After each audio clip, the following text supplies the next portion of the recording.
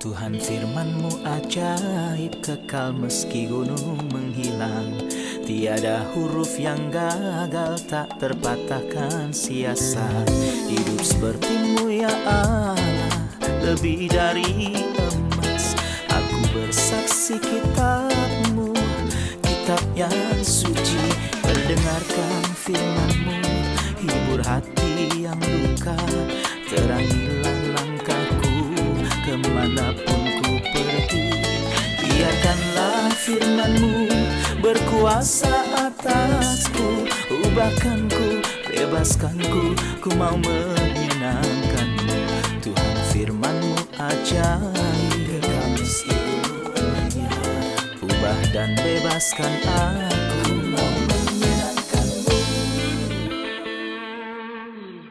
Salam jumpa pemirsa terkasih, saya menyambut Anda sekalian dimanapun Anda berada dalam episode yang terbaru program studi harian kita Semua Kitab Suci. Kita mulai pada episode terakhir dengan mempelajari Kitab Amsal yang adalah kitab puisi ketiga dalam Perjanjian Lama dan ini adalah pendahuluan. Kami mengetahui bahwa penulisnya adalah Salomo. Salomo adalah orang yang sangat bijaksana, dia memperoleh kebijaksanaannya dari Tuhan, maka dia menulis kitab Amsal. Kitab kebijaksanaan. Dia juga mengetahui kata-kata bijak dari Timur kuno. Tetapi Roh Kudus memilih apa yang akan dimasukkan ke dalam Alkitab. Itulah sebabnya Salomo yang bijaksana dan mengetahui perkataan orang-orang bijak adalah orang yang menulis kitab Amsal. Dan kita belajar bahwa hikmatnya adalah Tuhan Yesus Kristus sendiri. Hari ini dengan seizin Tuhan kita akan mempelajari kitab Amsal yaitu pasalnya yang pertama, khususnya ayat 1 sampai ayatnya yang ke-5. Untuk memulai izinkan saya untuk menyambut para hamba Tuhan di studio. Saudara Amin Helal, selamat datang. Terima kasih. Dr. Fayez Fuad, selamat datang. Terima kasih. Kami juga menyambut hadirin di studio, selamat datang. Saudara Amin, kami ingin Anda memberi kami gambaran tentang subtopik dari kitab Amsal dan bagaimana ada konsistensi di antara topik-topik ini dan tidak ada yang acak. Kitab Amsal adalah sebuah kitab yang terintegrasi yang saling berhubungan di semua bagiannya. Bahkan kitab ini membicarakan 3 topik utama. Pertama, hubungan antara manusia dengan Tuhan. Kedua, hubungan antara manusia dengan dirinya sendiri. Dan ketiga, hubungan antara manusia dengan orang lain. Saya akan berikan sebuah ayat sebagai contoh untuk setiap topik. Hubungan antara manusia dan Tuhan katanya, percayalah kepada Tuhan dengan segenap hatimu dan janganlah bersandar kepada pengertianmu sendiri. Saya harus jalani kehidupan yang sepenuhnya bergantung kepada Tuhan. Kedua, hubungan antara manusia dengan dirinya sendiri. Dia menyuruh saya untuk rajin, bukannya malas. Orang malas tidak akan menangkap buruannya, tetapi orang rajin akan memperoleh harta yang berharga. Hal ketiga, hubungan antara manusia dengan orang lain. Ia berkata, seorang sahabat menaruh kasih setiap waktu dan menjadi seorang saudara dalam kesukaran. Jadi kita harus menunjukkan cinta dan empati kita kepada orang lain. Jadi ini adalah arah 3 dimensi dalam kitab ini terhadap Tuhan, terhadap orang lain, terhadap diri sendiri.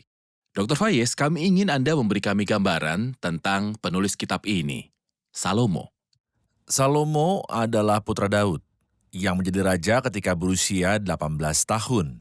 Pada awal kehidupannya Tuhan bicara padanya melalui mimpi dan berkata kepadanya, mintalah apa saja yang kau inginkan. Salomo adalah seorang yang cerdas sehingga dia tidak meminta nyawa musuh-musuhnya atau kekayaan atau kehormatan. Dia minta hikmat dan berkata, Tuhan, aku membutuhkan hikmat. Engkau telah membuat aku memerintah atas bangsa yang sangat besar, yaitu umat Allah. Jadi aku membutuhkan hikmat. Dan Tuhan berfirman kepadanya, karena engkau minta hikmat dan tidak minta yang lain, maka aku akan memberikan hikmat kepadamu sehingga tidak akan ada lagi orang sebijaksana engkau, baik sebelum engkau maupun sesudah engkau. Aku juga akan memberikan kepadamu apa yang tidak kamu minta. Aku akan memberikan kepadamu kekayaan, kehormatan, kemuliaan, dan kekuasaan.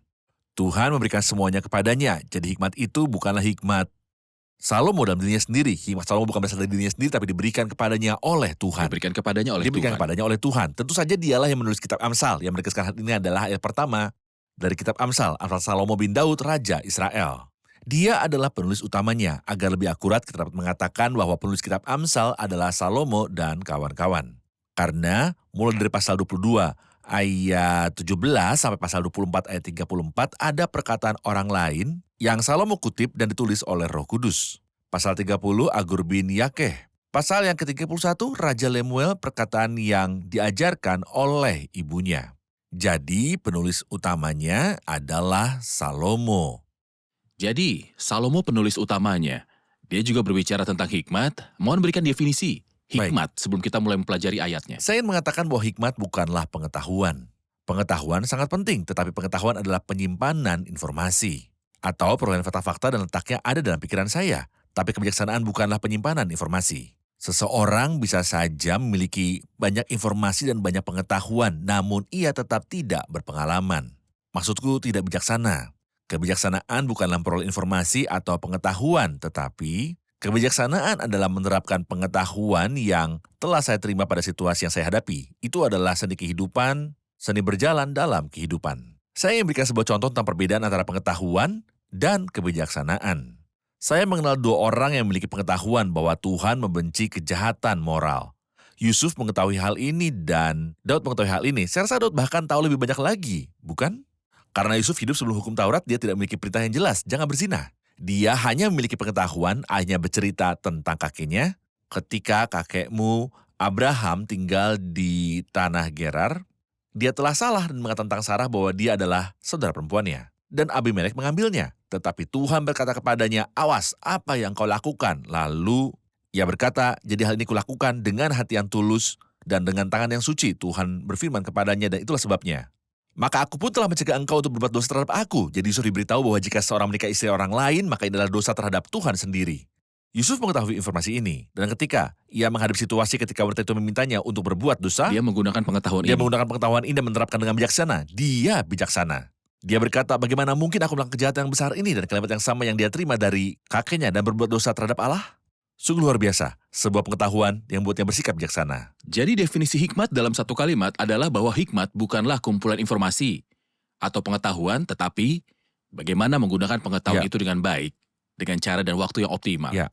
Saya akan membaca ayat 1-5 dan kemudian kita akan istirahat sejenak dan segera kembali. Amsal 1. Amsal-amsal Salomo bin Daud, Raja Israel, untuk mengetahui hikmat dan didikan, untuk mengerti kata-kata yang bermakna, untuk menerima pendidikan yang menjadikan pandai, serta kebenaran, keadilan, dan kejujuran, untuk memberikan kecerdasan kepada orang yang tak berpengalaman, kepada orang muda. Baiklah orang bijak mendengar dan menambah ilmu, dan baiklah orang yang berpengertian memperoleh bahan pertimbangan. Kita rehat sejenak dan kembali untuk menjawab pertanyaan hadirin di studio. Pemirsa terkasih, kami akan segera kembali setelah rehat. Tidak peduli berapa banyak definisinya, tidak peduli seberapa konsisten kata-katanya, kebijaksanaan tetaplah Kristus. Hikmat adalah kemampuan untuk menggunakan pengetahuan Anda dengan cara yang benar. Dengan mengenal Kristus, Anda akan menjadi orang yang bijaksana, bukan orang yang sederhana. Ya, orang-orang bijak masih mencari Dia. Anda mungkin bukan seorang jenius, tetapi ketika Anda menerima Kristus dan mengenal Dia, maka Anda memiliki kebijaksanaan. Jadi untuk mengenal hikmat, Anda harus mengenal Kristus. Berkuasa atasku, ubahkanku, bebaskanku, ku mau menyenangkanmu. Tuhan firman-Mu ajaib, kekal meskipun ubah dan bebaskan aku, mau menyenangkanmu. Kami telah kembali pemirsa terkasih untuk menjawab pertanyaan hadirin di studio. Kitab ini dimulai dengan mengatakan Amsal Salomo, tetapi kita tahu bahwa ada penulis lain, seperti Lemuel dan Agur bin Yakeh. Apakah mereka ikut menulis, atau hanya Salomo saja yang menulis kitab ini? Meskipun ada kata-kata Agur bin Yakeh dalam pasal 30 dan kata-kata Lemuel yang diajarkan ibunya dalam pasal ke-31, tapi kitab ini dimulai dengan mengatakan Amsal-Amsal Salomo. Mengapa dikatakan Amsal-Amsal Salomo? Kitab ini disebut Amsal Salomo karena Salomo lah yang menulis sebagian besar bagiannya. Kita telah membagi kitab ini menjadi 7 bagian, dan kita tahu bahwa ada perkataan orang bijak, dan perkataan orang bijak hanya terdiri dari 2,5 bab. Bagian kedua dari pasal 22 sebagai tambahan dari pasal 23 dan 24. Jadi ada 2,5 pasal perkataan orang bijak dan 1 pasal yaitu pasal 30 perkataan Agur bin Yakeh. Dan pasal 31 perkataan Raja Lemuel, perkataan yang diajarkan oleh ibunya. Jadi hanya ada 4,5 pasal saja berisi perkataan orang-orang selain Salomo yang diberikan kepada mereka oleh Roh Kudus. Jadi Salomo menulis 27,5 pasal. Dan mereka menulis 4,5 pasal, totalnya 31 pasal. Kita mengatakan bahwa kitab Amsal ditulis oleh Salomo dan kawan-kawan. Tetapi penulis utamanya adalah Salomo karena ia telah menulis sebagian besar dari isi kitab ini. Karena Salomo menulis sebagian besar gagasan dan Amsal dalam kitab ini. Benar. Persis seperti ketika kita mengucapkan Mazmur Daud, meskipun Daud bukanlah Dia penulis bukan seluruh satu-satunya Mazmur. penulis. Benar. Ada orang lain yang menulis Mazmur, tapi dia adalah penulis utama kitab Mazmur. Benar. Dr. Faye, saya ingin bertanya tentang Amsal-Amsal Salomo bin Daud, Raja Israel, untuk mengetahui hikmat dan didikan. Anda katakan beberapa waktu lalu tentang konsep pengetahuan dan kebijaksanaan, dan mengatakan bahwa itu bukan hanya pengetahuan tetapi bagaimana menggunakan pengetahuan itu dengan baik. Apa yang dimaksud kata didikan dalam ayat 1? Pengajaran adalah disiplin dan pendidikan. Jadi bukan sastra, retorika, ataupun puisi. Bukan, itu adalah disiplin.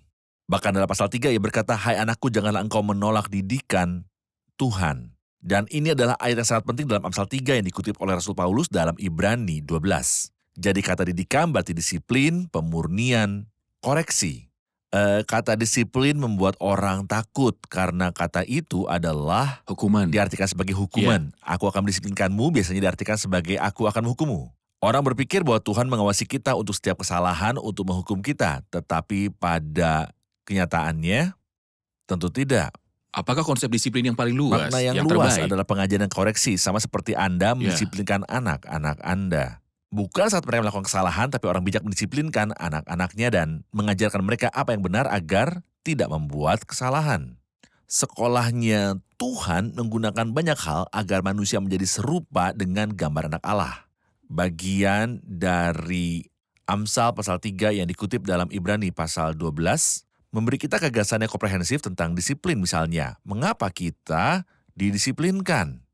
Mengapa Tuhan mendisiplinkan kita? Karena kita adalah anak-anaknya. Apakah Anda mendisiplinkan anak Anda atau anak tangga Anda? Anak-anak saya. Demikian juga kita disiplinkan karena kita adalah anak-anak Allah. Baik. Apakah sarana-sarana pendisiplinan dalam Ibrani 12? Ia berkata nasihat, firman Allah. Firman Allah digunakan untuk menasihati, menghibur, menegur, dan mencambuk. Kadang-kadang firman Allah itu keras. Menyebabkan hati Itu nurani menyebabkan hati tertusuk. nurani tertusuk, menyakiti saya, dan ini Ya. sangat penting. Selain itu Tuhan terkadang dengan bijaksana menggunakan kehidupan, keadaan, dan masalah dalam pendisiplinan kita. Dan inilah yang Tuhan lakukan terhadap Yakub. Apa tujuan dari disiplin? Untuk kebaikan kita, supaya kita beroleh bagian dalam kekudusannya. Iya. Jadi Tuhan mendisiplinkan kita sebagai hukuman atas kesalahan yang kita perbuat? Tidak. Tujuannya adalah mendisiplinkan kita demi keuntungan kita untuk mengambil bagian dalam kekudusannya. Dan berapa lama jangka waktu pendisiplinan itu? Dalam Ibrani 12 ia mengatakan bahwa bapak-bapak leluhur kita telah mendisiplinkan kita untuk jangka waktu tertentu sampai kita menjadi dewasa. Adapun disiplin ilahi dari Tuhan terus berlanjut selama kita Selama masih kita hidup, masih hidup. tidak akan pernah berakhir. Tetapi ada baiknya Anda mengatakan bahwa disiplin bukanlah hukuman semata, tapi disiplin adalah koreksi, teguran, dan dorongan. Itu adalah bagian dari prosedur pelatihan. Bukan Dan karena ini kita adalah melakukan peran kesalahan, Tuhan. tapi supaya kita tidak melakukan Jangan kesalahan. sampai kita berbuat dosa. Jangan sampai kita berbuat dosa. Saudara Amin, saya perlu komentar Anda tentang ayat-ayat selanjutnya. Dia mengatakan dalam ayat 1, untuk mengerti. Kata-kata yang bermakna untuk menerima didikan yang menjadikan pandai, serta kebenaran, keadilan, dan kejujuran. Apa maksud dengan bermakna di sini? Ia berkata untuk mengerti kata-kata yang bermakna, yang berarti bahwa Tuhan mengharapkan kita untuk memiliki persepsi untuk memahami firman-Nya. Juga untuk memahami amsal-amsal yang sangat berharga ini. Untuk menerima didikan yang menjadikan kita pandai serta kebenaran, keadilan, dan kejujuran. Didikan yang menjadikan pandai berarti kita belajar dari banyak pengalaman yang telah kita lalui selama hidup kita. Pengetahuan berdasarkan pengalaman. Pengetahuan berdasarkan pengalaman melalui pengalaman hidup. Keadilan berarti kebenaran. Tunggu sebentar, sebelum kita pergi ke keadilan, seringkali kita mendengar seorang berkata, saya telah melalui beberapa keadaan, saya telah belajar, tidak pernah saya lupakan. Apa yang akan Anda katakan kepada orang percaya yang kadang-kadang Tuhan izinkan untuk melewati pelatihan, kemudian dia lupa apa yang terjadi? Dan sayangnya dia jatuh dalam kesalahan yang sama lagi. Bagaimana kita mendapatkan manfaat dari pengalaman-pengalaman hidup? Kita harus belajar dari pengalaman hidup. Kita mengalami pencobaan melalui penderitaan dan melalui kesengsaraan. Dan mengapa Tuhan mengizinkan penderitaan dan kesengsaraan seperti itu terjadi? Supaya kita belajar mengambil bagian dalam kekudusannya untuk mendekat padanya. Ayub misalnya memiliki kebenarannya sendiri. Tetapi setelah ia mengalami banyak penderitaan, ia berkata, oleh sebab itu aku mencabut perkataanku. Dan dengan menyesal aku duduk dalam debu dan abu. Artinya melalui pengalaman yang saya alami, saya semakin bersandar pada Tuhan. Hanya dari kata orang saja, aku mendengar tentang engkau. Tetapi sekarang, mataku sendiri memandang engkau. Jadi, pengalaman hidup adalah sebuah sekolah di mana kita belajar banyak hal. Kita belajar betapa buruknya kita tidak percaya pada diri sendiri. Kita belajar tentang kebaikan Tuhan, hikmatnya, dan kasihnya yang besar. Baik, Anda akan berbicara tentang keadilan. Apa maksud keadilan? Keadilan di sini berarti kebenaran. Hikmat yang kita pelajari, firman Allah yang tinggal di dalam hati kita, menolong kita untuk berjalan di jalan yang benar yang memuliakan Allah kita. Baik. Dr. Fayez, saya ingin komentar Anda tentang kebenaran dan keadilan dalam ayat ketiga. Apa yang dimaksud dengan kebenaran, keadilan, dan kejujuran? Keadilan dan kebenaran agak mirip. Bagaimana kita membedakannya? Saya perlu definisi untuk kesetaraan. Penghakiman berarti bahwa kita menilai sesuatu dengan benar. Artinya bahwa segala sesuatu tampak sebagaimana adanya dalam realitasnya. Sehingga kita tahu siapa Tuhan, siapa manusia, siapa iblis, dan siapa dunia. Penghakiman yang benar. Segala sesuatu memiliki nama Segala yang benar. sesuatu memiliki nama yang benar dan posisi yang tepat. Itulah sebabnya Kristus adalah kebenaran, Roh Kudus adalah kebenaran, firman Allah adalah kebenaran. Karena Roh Kuduslah yang menuntun kita untuk mengetahui hal yang benar. Dan Kristus adalah model pengetahuan yang benar tentang segala sesuatu. Dan firman Allah yang menyatakan hal-hal yang benar. Jadi kebenaran berarti kita Jika mengetahui seseorang segala menyebut sesuatu dengan tidak benar, dengan misalnya benar. dia menyebut suap sebagai hadiah dan menyebut kecurangan sebagai kepintaran, ataupun menyebut kesombongan sebagai sebuah bentuk dari bukti diri. Bagaimana kita dapat mengembalikan segala sesuatu kembali ke akarnya, ke nama yang benar? Kita harus menilainya dalam terang firman Allah. Firman Allah adalah cermin yang menyingkapkan segala sesuatu dengan benar. Firman Allah adalah terang, firman-Mu itu pelita bagi kakiku dan terang bagi jalanku. Firman Allah adalah lampu sorot yang menyingkapkan segala sesuatu dengan benar dan mengungkapkan segala sesuatu sebagaimana adanya. Dan kita harus mengukur segala sesuatu dalam terang perilaku Kristus sebagai manusia. Teladan yang sempurna adalah Tuhan Yesus Kristus. Sehingga orang yang belajar firman Allah untuk melihat Kristus di dalamnya dapat menilai segala sesuatu dengan benar. Dan berjalan sesuai dengan kebenaran yang dinyatakan dalam firman Tuhan. Jadi apakah keadilan itu? Keadilan adalah berjalan sesuai dengan apa yang telah kita pelajari. Langkah-langkah yang sesuai dengan kebenaran yang telah kita pelajari. Saya akan mengatakannya melalui kata umum yang sering kita dengar, transparansi. Keadilan berarti bahwa saya berjalan dengan jujur tanpa menghindar. Apa yang Anda pikirkan tentang Abraham ketika ia berkata tentang Sarah bahwa Benar. ia adalah saudara perempuannya? Dia tidak jujur, dia mengelak. Tetapi keadilan berarti biarlah, ya, dalam Amsal 10 ada ayat yang indah yang mengatakan siapa bersih kelakuannya, aman jalannya. Artinya mengapa saya harus menyembunyikan sesuatu? Jika saya berjalan dengan integritas, setiap kali saya pulang ke rumah dan istri saya bertanya kemana saya pergi, saya akan mengatakan yang sebenarnya. Karena saya tidak melakukan hal yang buruk. Tapi jika saya melakukan sesuatu yang buruk dan tidak berjalan dengan jujur, maka saya harus berbohong untuk menutupi hal buruk ini. Tapi jika saya jujur, saya akan mengatakan semuanya dan saya tidak akan takut pada Perempuan yang apapun. mengalami pendarahan itu datang kepada Tuhan dan mengatakan kepadanya seluruh kebenaran. Dan itulah sebabnya ia memenuhi syarat bahwa Tuhan akan mengulurkan tangannya dan menyembuhkannya dengan mujizat. Kita rehat sejenak dan kembali untuk menjawab pertanyaan hadirin. Pemirsa terkasih, kami akan kembali setelah rehat. Ubahkanku, bebaskanku, ku mau menyenangkanmu. Tuhan firman-Mu ajaib, kami seluruhnya. Ubah dan bebaskan aku, mau menyenangkanmu. Kami telah kembali pemirsa terkasih untuk menjawab pertanyaan hadirin di studio. Di ayat 4 untuk memberikan kecerdasan kepada orang yang tak berpengalaman dan pengetahuan serta kebijaksanaan kepada orang muda, apakah kecerdasan itu sama dengan kebijaksanaan atau ada perbedaan lainnya? Saudara Amin, apakah kecerdasan dalam ayat ini sama dengan kebijaksanaan? Apakah ini sebuah sinonim? Kebijaksanaan seperti yang kita pahami adalah penggunaan pengetahuan yang benar.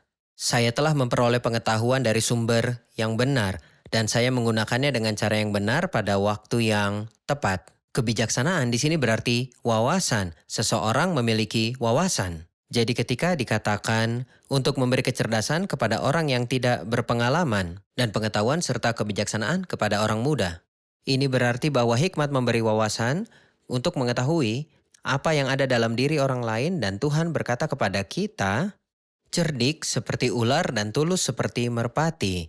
Ular memiliki hikmat sehingga ia menjauh dari segala sesuatu yang berbahaya. Dia ingin berkata bahwa kita harus memiliki wawasan, pemahaman, dan kecerdasan agar kita menjauh dari kejahatan yang ada pada orang lain. Memberikan pengetahuan serta kebijaksanaan. Kepada orang muda kita memperoleh pengetahuan dari sumber yang tepat, yaitu firman Allah. Perkataan manusia mengandung kebohongan dan tipu daya. Namun, firman Allah itu hidup dan berkuasa dan benar sepenuhnya. Memberikan pengetahuan dan kebijaksanaan kepada orang muda membuat seseorang berlaku bijaksana.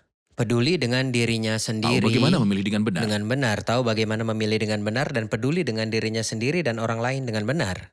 Dr. Fayez, ada dua kata yang dekat satu sama lain.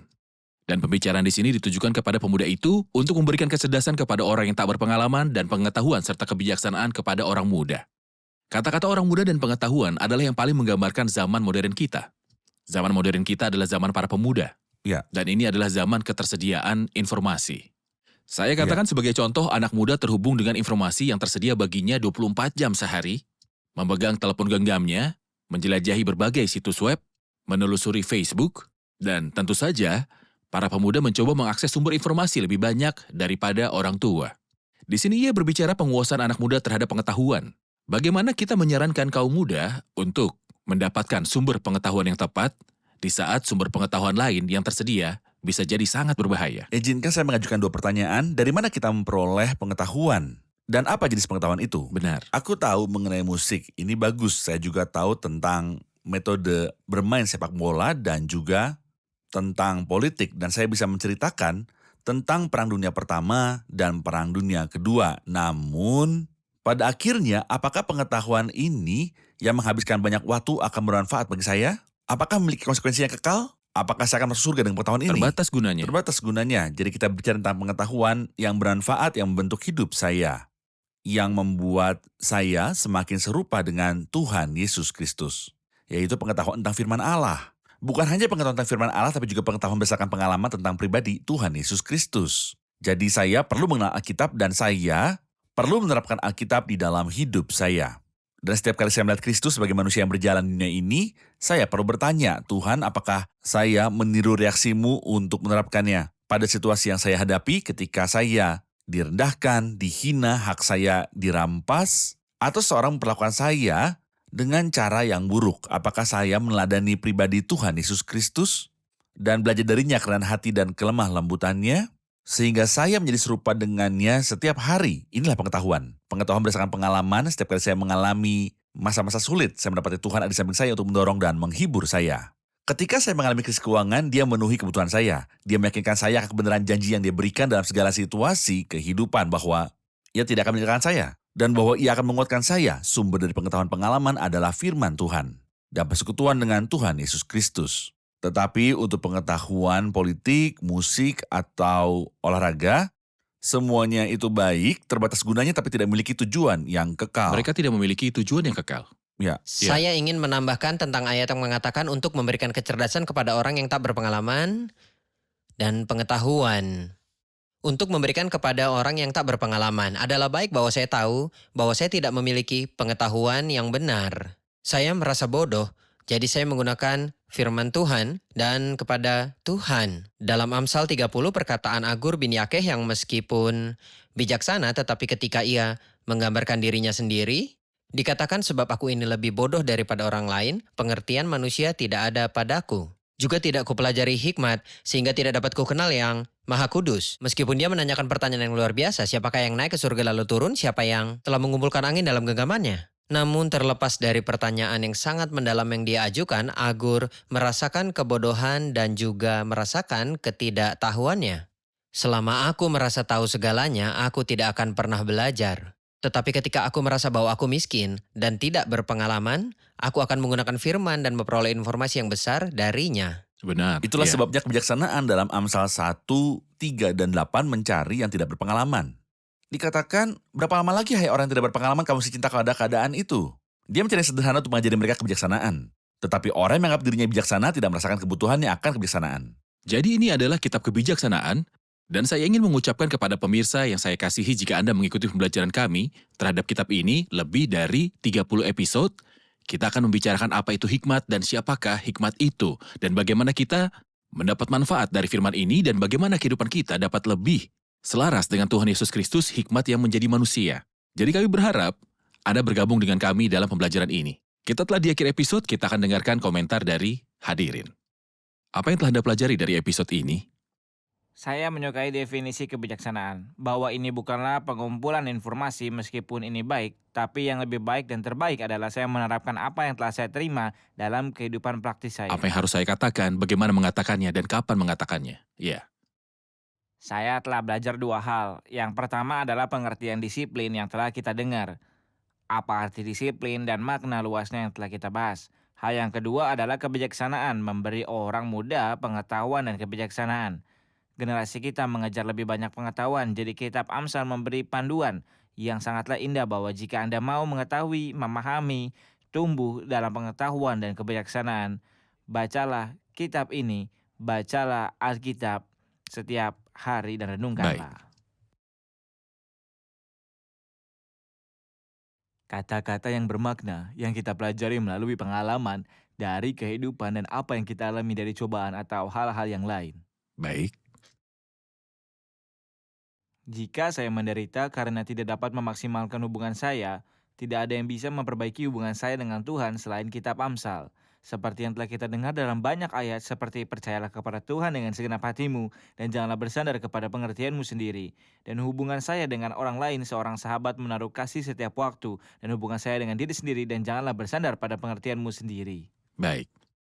Terima kasih, Tuhan berkati. Terima kasih para hamba Tuhan. Kita lanjutkan diskusi di episode selanjutnya. Amin.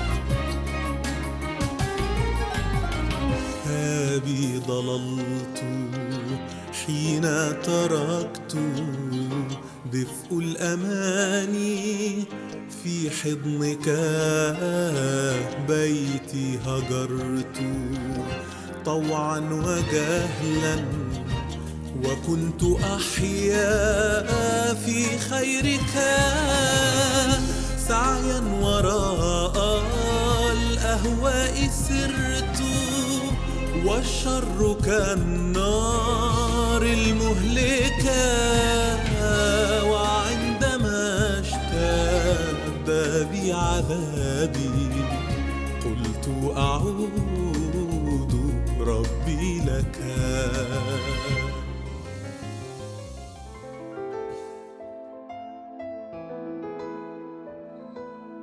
Tuhan firman-Mu ajaib, kekal meski gunung menghilang. Tiada huruf yang gagal, tak terpatahkan siasat. Hidup seperti-Mu ya Allah, lebih dari emas. Aku bersaksi kitab-Mu, kitab yang suci. Mendengarkan firman-Mu, hibur hati yang luka. Terangilah langkahku kemanapun ku pergi. Biarkanlah firman-Mu berkuasa atasku. Ubahkanku, bebaskanku, ku mau menyenangkan-Mu. Tuhan firman-Mu ajaib, kekal meski ubah dan bebaskan aku.